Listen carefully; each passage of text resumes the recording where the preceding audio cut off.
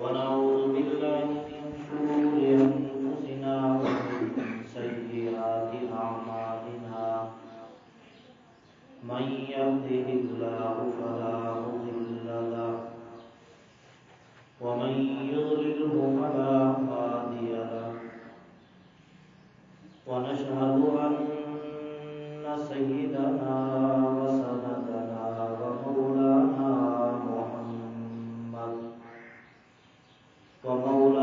محمد وبارك وسلم عليه. أما بعد فأعوذ بالله من الشيطان الرجيم. بسم الله الرحمن الرحيم. إنا أنزلناه في ليلة مباركة إنا كنا منذرين.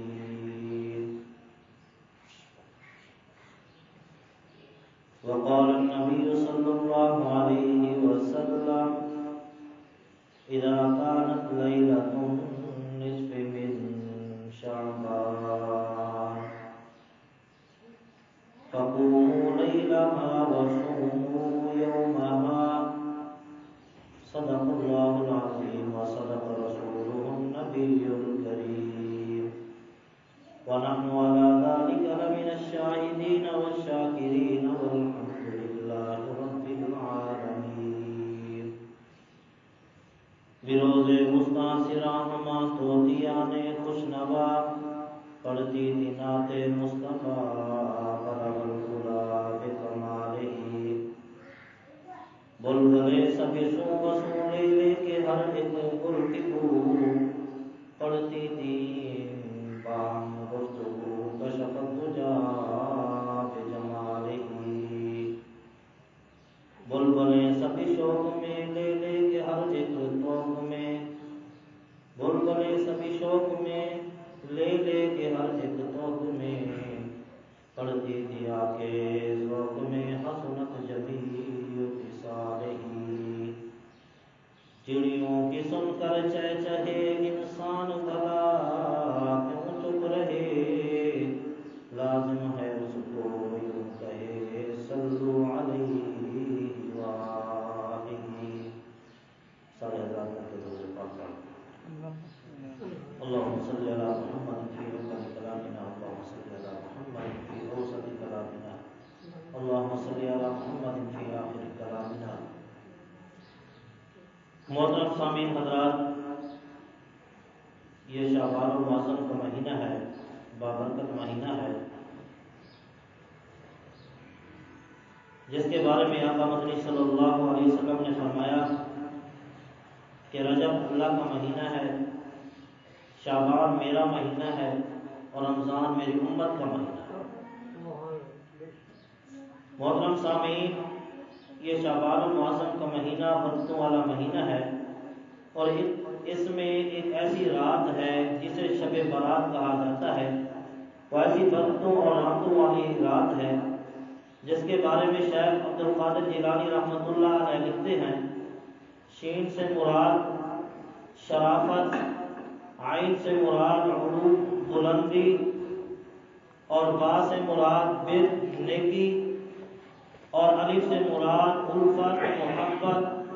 نون سے مراد شیخ عبد القادر جیلانی رحمۃ اللہ علیہ لکھتے ہیں نور. فرمایا کہ اس شب برات میں جو شخص عبادت کرتا ہے اسے نور بھی حاصل ہوتا ہے، اسے شرافت اور عزت بھی ملتی ہے، اسے بلندی بھی ملتی ہے اور فرمایا کہ اللہ رب العزت کی طرف سے معافی بھی ملتی ہے. اس رات کو شب برات کہتے ہیں. شب برات 15 شعبان المعظم کی رات کو کہا جاتا ہے. اس رات کو لیلۃ المغفرت بھی کہا جاتا ہے، لیلۃ النجات بھی کہا گیا ہے اور لیلۃ الرحمت بھی کہا گیا ہے. فرمایا کہ اس رات اللہ رب العزت بہت سے گناہگاروں کی اور بہت سے مجرموں کو اللہ رب العزت جہنم کے عذاب سے بری فرماتے ہیں۔ اور آقا مدنی صلی اللہ علیہ وسلم نے فرمایا یہ رات فیصلوں کی رات ہے، اس رات فیصلے ہوتے ہیں،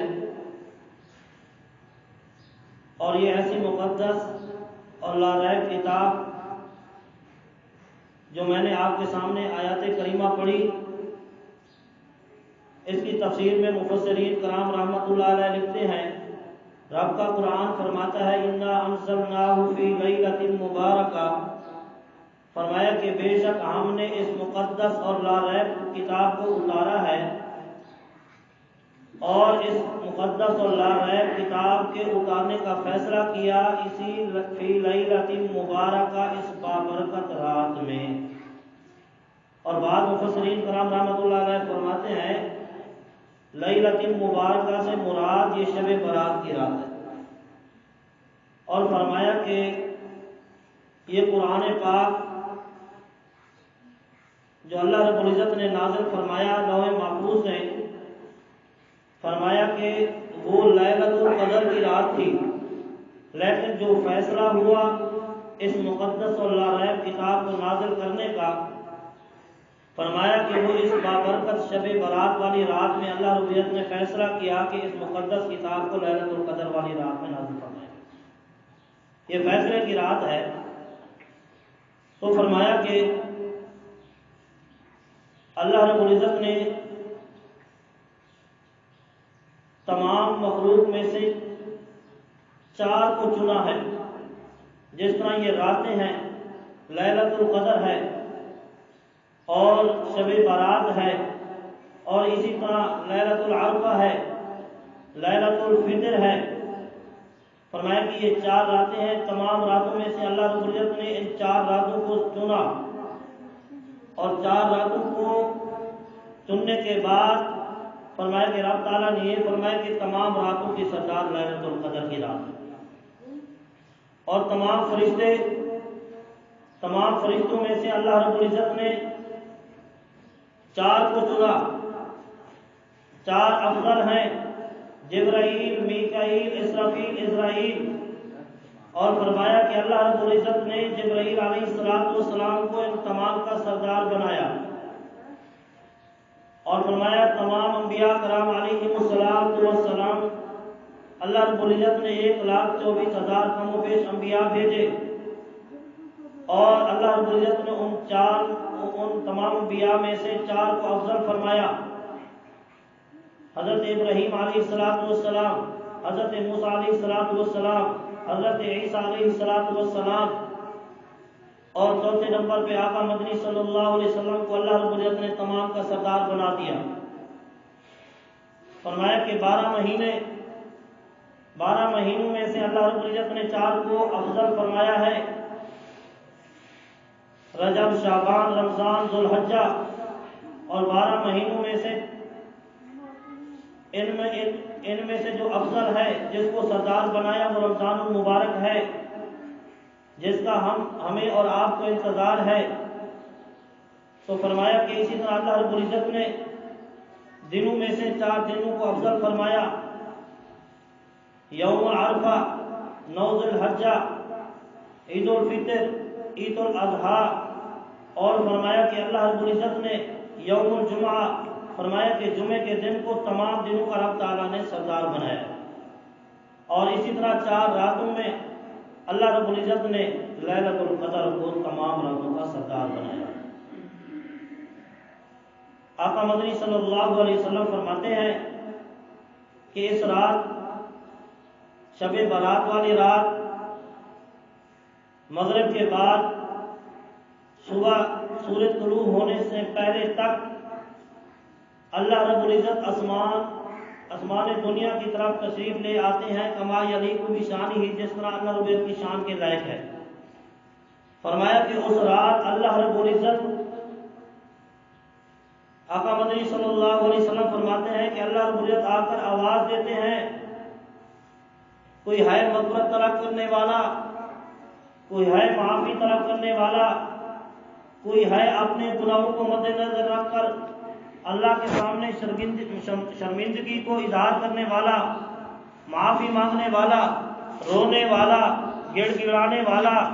جو آج آ کے میرے سامنے ہاتھ اٹھائے، میں خدا اس کے معافی کا اعلان کر دوں گا کہ میں نے اس کے تمام گناہوں کو بھی معاف کر دیا، اور وہ سچے دل سے اللہ سے معافی مانگے گا، رب تعالیٰ فرماتے ہیں میں اس کو معاف کرنے کے لیے آسمان دنیا کی طرف تشریف لے آؤں گا۔ فرمایا کہ کوئی ہے مصیبت زدہ جو مصیبت میں مبتلا ہو، پریشانی میں مبتلا ہو، مشکل میں پریشان ہو، مشکلیں ہیں، پریشانی ہے، وہ آج میرے سامنے ہاتھ اٹھانا اس کا کام ہے، اس کی پریشانیوں کو دور کر دینا، اس کی مشکلوں کو حل کر دینا میں خدا کا کام۔ تو فرمایا کہ اللہ رب العزت کی ذات آسمان دنیا کی طرف آ کر تشریف لے آتی ہے اور آ کر آوازیں دیتی ہے اس رات کو، شب برات کو، کون ہے معافی طلب کرنے والا، کون ہے اپنی مشکلوں کو حل کرانے والا۔ اور فرمایا کہ اس رات آقا مدنی صلی اللہ علیہ وسلم نے فرمایا کہ شب برات والی رات فیصلے بھی ہوتے ہیں، اعمال بھی اللہ رب العزت کی طرف پیش کیے جاتے ہیں۔ جو انسان پورے سال اعمال کرتا ہے اچھے یا برے، اللہ رب العزت کے سامنے وہ پیش کیے جاتے ہیں، اللہ رب العزت کے سامنے پیش کیے جاتے ہیں کہ اس سال اس بندے نے کتنا فرما برداری کی، اللہ اور اللہ کے رسول کی کتنا نافرمانیاں کی۔ اور شب برات میں فرمایا کہ اللہ رب العزت مالک الموت کے ہاتھ میں وہ فرشت بھی اس کو دیتے ہیں کہ اس سال کس کس بندے کی موت آئے گی، وہ فرشت بھی اس کے حوالے کی جاتی ہے، اور رزق کی فرشت بھی حوالے کی جاتی ہے، کن کن کو کتنا رزق عطا کیا جائے گا، کن کو زیادہ دیا جائے گا، کن کو درمیانہ دیا جائے گا، ساری فرشت اللہ رب العزت اسی مہینے میں اسی شب برات والی رات میں اللہ رب العزت عطا فرماتے ہیں۔ اور فرمایا کہ اسی رات اللہ رب العزت کو وہ فرشت دے رہے ہوتے ہیں، لیکن ہم لوگ کیا کر رہے ہوتے ہیں؟ کوئی اپنی عیاشی میں، خوشحالی میں، اللہ اور اللہ کے رسول کی نافرمانی میں زندگی گزار رہا ہوتا ہے، کوئی اللہ رب العزت کی ناراضگی میں زندگیاں گزار رہا ہوتا ہے۔ اس رات فیصلے ہو جاتے ہیں کہ اس کی موت کسی فرشت کے اندر اس کا نام لکھا جا چکا ہوتا ہے کہ فلاں دن، فلاں رات، فلاں وقت اس کی موت آئے گی۔ فرمایا کہ اسی رات انسان کو رب تعالیٰ کی طرف رجوع کرنا چاہیے، رب تعالیٰ کی طرف معافی مانگنی چاہیے، گناہوں کی معافی مانگنی چاہیے۔ رب تعالیٰ فرماتے ہیں کہ جو بھی سچے دل سے اپنے گناہوں کی معافی مانگتا ہے میں خدا اس کے گناہوں کو بھی معاف کر دوں گا۔ اور فرمایا اسی رات آقا مدنی صلی اللہ علیہ وسلم نے فرمایا کہ اللہ رب العزت بنو کلب ایک قبیلہ ہے عرب کے اندر، اس وقت ان کی بکریاں بہت زیادہ تھیں، سارے عرب والوں کی بکریاں ملے تو پھر بھی ان کا مقابلہ نہیں کر سکتی، ان سے بھی زیادہ تھی۔ اما عائشہ صدیقہ رضی اللہ تعالی عنہ فرماتی ہیں کہ ایک رات میں نے دیکھا کہ حضور علیہ السلام بستر پر تشریف فرما نہیں ہے، تو اما عائشہ صدیقہ رضی اللہ تعالی عنہ فرماتی ہیں میں اٹھی اور میں دیکھنے کے لیے کہ آقا مدنی صلی اللہ علیہ وسلم کہاں تشریف لے گئے، چلتے چلتے فرمایا کہ جنت البقیع پہنچ گئی۔ جنت البقیع پہنچی تو حضور علیہ السلام سجدے کے اندر تھے۔ آقا مدنی صلی اللہ علیہ وسلم نے جب اما عائشہ صدیقہ رضی اللہ تعالی عنہا کو دیکھا تو فرمایا عائشہ تو کہاں گئی ہے؟ تو نے یہ سمجھا کہ یہ ناانصافی ہو رہی ہے کہ حضور علیہ السلام میرے سے اٹھ کے کسی اور بیوی کے پاس چلے گئے ہیں۔ فرمایا کہ یا رسول اللہ اس طرح کی تو کوئی بات نہیں ہے۔ میں نے کہا پتہ نہیں آپ کہاں چلے گئے ہیں، اور بات یہ ذہن میں آتی ہے کہ اما عائشہ صدیقہ رضی اللہ تعالیٰ عنہ تلاش کرتے کرتے وہاں کیسے پہنچی، ان کو کیسے پتہ چلا؟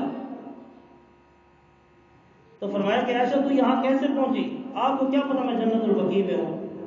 فرمایا کہ یا رسول اللہ میں خوشبو سونگتے سونگتے،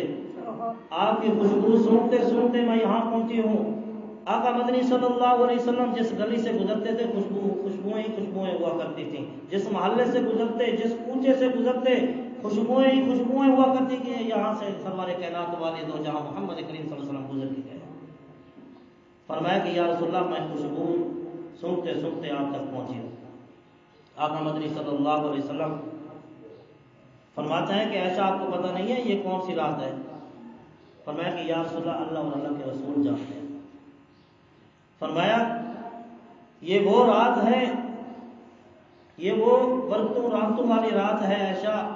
کہ اس رات اللہ رب العزت بنو کلب کی بکریوں کے اوپر جو بال ہے ان سے بھی زیادہ مجرموں کی اور گناہگاروں کی مغفرت فرماتے ہیں۔ اور وہ رات شب برات کی تھی، 15 کی رات تھی۔ یہ پٹاخے بجانے کی رات نہیں ہے، بجانے کی رات نہیں ہے، خوشیاں منانے کی رات نہیں ہے، یہ حلوے پکانے کی رات نہیں ہے، یہ اللہ کے سامنے عبادت کرنے کی رات ہے، اللہ کے سامنے گڑ گڑانے کی رات ہے۔ یہ نہیں پتا کہ 15 کی رات کو اللہ رب ہماری اس فرشتے میں نام دے دے فرشتے کو، ملک الموت کو، کہ اس کی موت اسی سال اس کا روح قبض کرنا ہے، اسی سال اس کی روح نکالنی ہے، تو اس سے پہلے یہ نہ ہو جائے کہ آنے والی رات جو منگل کا دن بدھ کی رات ہوگی اس کو ہم غنیمت سمجھتے ہوئے اپنے رب کو راضی کر لیں، اپنے رب کے سامنے گڑ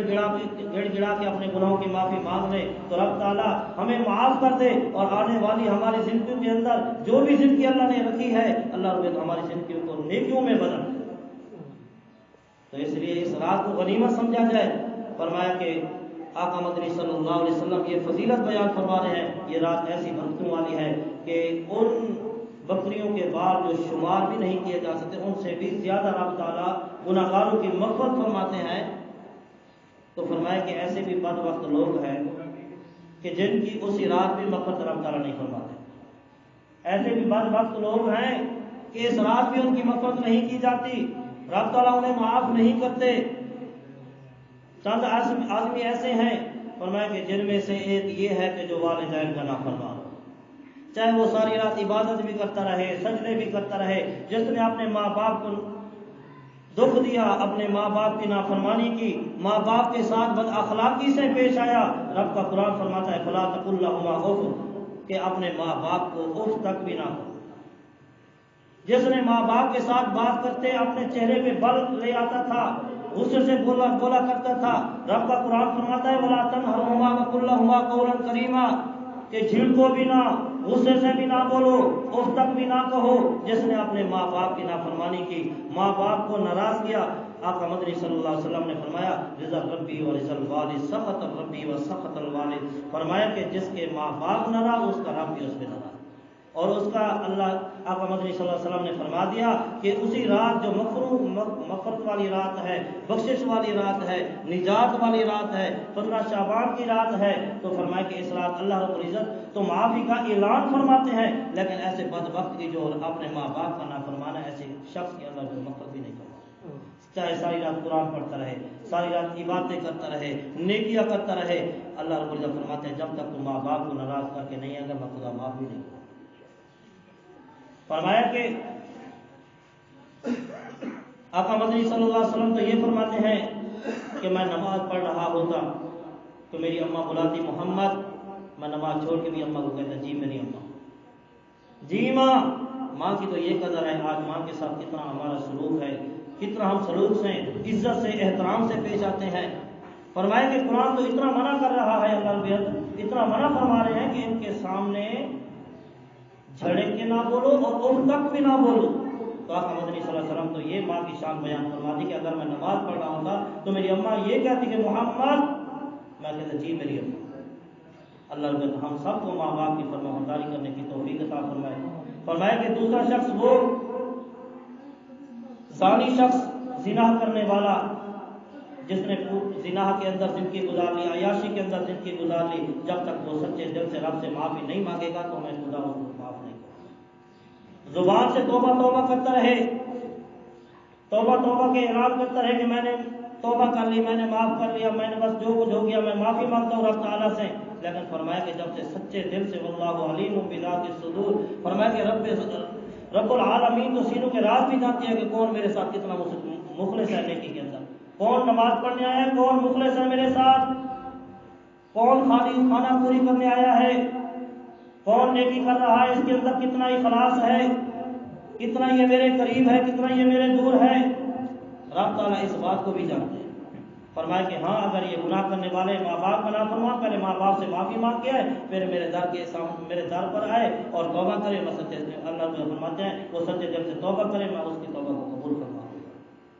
اور زانی سچے دل سے گناہ کی معافی مانگے اور وعدہ کرے کہ آئندہ اس گناہ کے قریب بھی نہیں جاؤں گا، تو فرمایا کہ پھر اگر وہ سچے دل سے توبہ کرتا ہے، رب تعالیٰ فرماتے ہیں وہ اس کو معاف کرتا ہے۔ فرمایا کہ شراب پینے والا، شراب کا عادی، جس کو پرواہ بھی نہیں، حلال حرام کی تمیز نہیں، بڑے مزے سے بڑی عیاشی سے پی رہا ہے، تو فرمایا کہ رحمتوں والی مغفرتوں والی نجات والی رات ہے، لیکن میں رب تعالیٰ ایسے شرابی کی بھی بخشش نہیں کروں گا جو سچے دل سے توبہ نہیں کرے۔ فرمایا کہ اس کے بارے میں ایک بات عرض کر کے میں بات ختم کرتا ہوں، یہ بہت لمبا موضوع ہے، مختصر کر کے آپ کو بات ختم کرتا ہوں۔ حضرت عیسیٰ علیہ السلام کا میں واقعہ پڑھ رہا تھا، وہ جا رہے تھے، ایک پتھر پڑا تھا، بہت خوبصورت پتھر،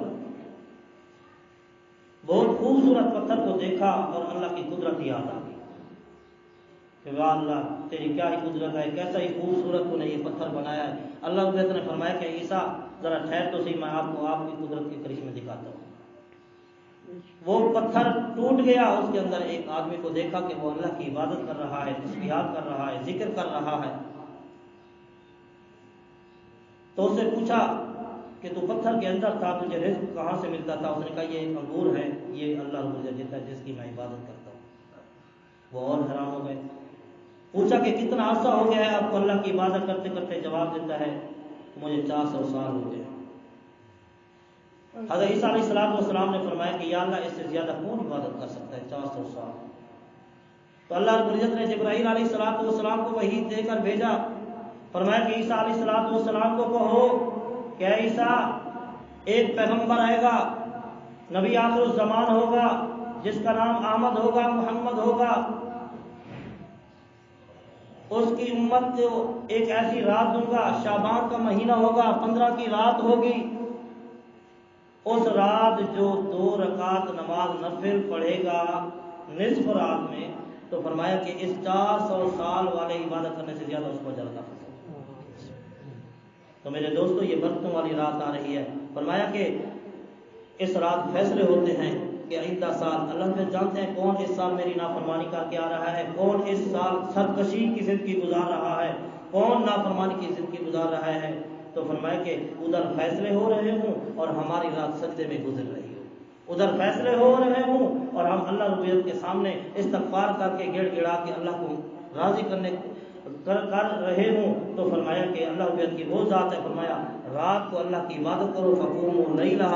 اللہ کے نبی محمد کریم صلی اللہ علیہ وسلم نے فرمایا رات کو قیام کرو،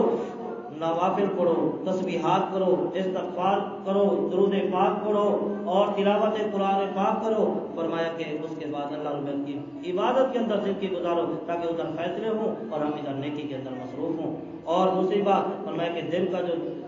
دن ہوگا، فرمایا کہ 15 کا دن ہوگا، فرمایا کہ 15 کے دن کو روزہ رکھو،